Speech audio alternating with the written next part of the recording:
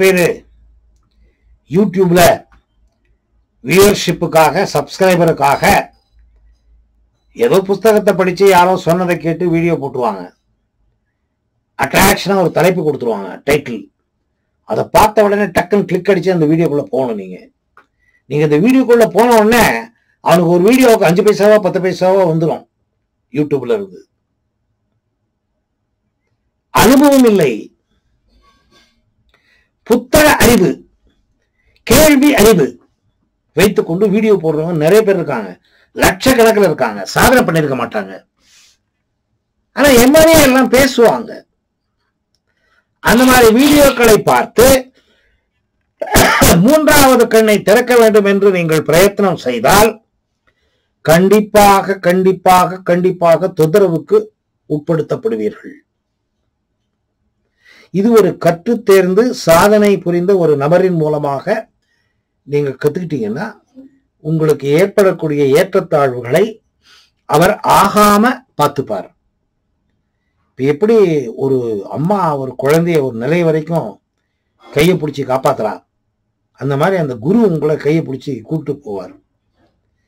ஏற்படக்கூடிய ஏற்றத்தாழ்வுகளுக்கு பரிகாரத்தை கொடுப்பார். யூடியூப்ல பரிகாரம் இருக்காது. என்ன பண்ணணும்னு போட்டிருப்பான், அவன் போன் நம்பர் கூட இருக்காது. தவறி போய் தெரியாம நான் தான் போன் நம்பர் கொடுத்துருக்கேன். எந்த முட்டாளும் போன் நம்பர் கொடுக்க மாட்டான். அட்டன் பண்ணணும். காத்தால எந்திரிச்ச உடனே பல்ல கூட தொலைக்க மாட்டோம், போன் அடிப்பான். யாருமே நம்பர் கொடுக்க மாட்டாங்க. நான் தான் ஒரு பெரிய முட்டாள், நம்பர் கொடுத்துருக்கேன். எல்லா போன் எல்லா வீடியோலையும் என் நம்பர் இருக்கு. 7500 வீடியோ போட்டிருக்கேன். பெரிய முட்டாள் நான் தான். ஏன் குருஜி, நாங்க அப்பதானே உங்களை தேடி வரோம். இல்லைன்னா நீங்க அப்படி போடலன்னா நாங்க உங்களை தேடி வந்திருக்க மாட்டோங்க. சரி, ஆனா யாருமே போட மாட்டாங்க. நான் ஏன் போட்டிருக்கேன்னா நீங்க கேள்வி கேட்டீங்கன்னா பதில் சொல்றதுக்கு தெரியும். நீங்க கேள்வி கேட்ட பதில் சொல்ல தெரியணுமே. எனக்கு தெரியலன்னா நம்பரை போட்டு நான் என்னத்த பேசுவேன்? அதனால நம்பர் யாரும் கொடுக்க மாட்டாங்க. சரி, இருக்கட்டும், சப்ஜெக்டுக்கு வருவோம். சோ இதுக்கு நெறிமுறைகள் இருக்கு. அந்த நெறிமுறைகளை பயன்படுத்தி பின்பற்றி சாதனை செய்தால் மட்டுமே ஏற்றத்தாழ்வுகள் வராது. இல்லைன்னா ஏற்றத்தாழ்வுகள் மாட்டிப்போம். ஆன்மீகம் எவ்வளவு அற்புதமான ஒரு பயிற்சி, அதே மாதிரி பயங்கரமான ஒரு கஷ்டமும் கூட. குழந்தை பெத்துக்கிறது அப்படின்னா குழந்தை பெத்துக்கணும்னு யாரும் பெத்துக்கிறது இல்லை. ஏதோ கணவன் மனைவி 2 பேரும் சேர்றாங்க. ஏதோ 10 மாசம் குழந்தை வயிற்றுல வளருது. அது வளர்ந்த பின்னாடி இது வெளியே வரணும், எப்படியோ வெளியே வந்துடுது. அப்புறமா பொறுப்பு, நமக்கு இந்த குழந்தைய காப்பாத்துற பொறுப்பு. என் குழந்தை என் குழந்தைன்னு வியாமோகம். அந்த குழந்தைய நாம காப்பாத்துறோம். என் மகன் என் பொண்ணு, என் மகன் என் பொண்ணு. படிக்க வைக்கிறோம்.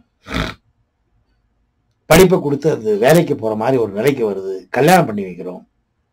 அப்புறம் அவங்களை திரும்பி கூட பார்க்கறது இல்லை. உங்க வீடு என் வீடுன்னு இல்லை, உலகத்தில் இருக்கிறதே இதுதான் சத்தியம். வீட்டுக்கு வீடு வாசப்படி. மானம் போயிடுது, வெளியில சொல்றது இல்லை யாரும். எல்லாருடைய தலையெழுத்தும் ஒண்ணுதான்.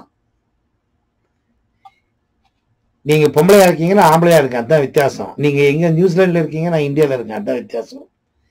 நீங்களும் நாங்களும் ரெண்டும் ஒன்னே தான். உங்க உடம்புல இருக்கிறது தான் என் உடம்புல இருக்குது. நான் பண்ண கர்மம் வேற, அதனால நான் வேற மாதிரி இருக்கேன். நீங்க பண்ண கர்மம் வேற, நீங்க வேற மாதிரி இருக்கீங்க.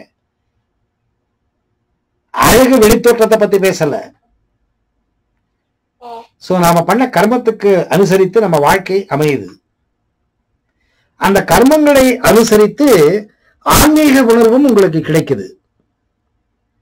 கர்மம் கழிய கழிய கழிய கழிய மனது பக்குவப்படுது. மனது பக்குவப்பட்டால் கடவுள் குணம் உங்களுக்கு வருது. கடவுள் குணம் வந்துருச்சுன்னா அதுதான் உங்களுக்கு டோர் வே உள்ள போறதுக்கு.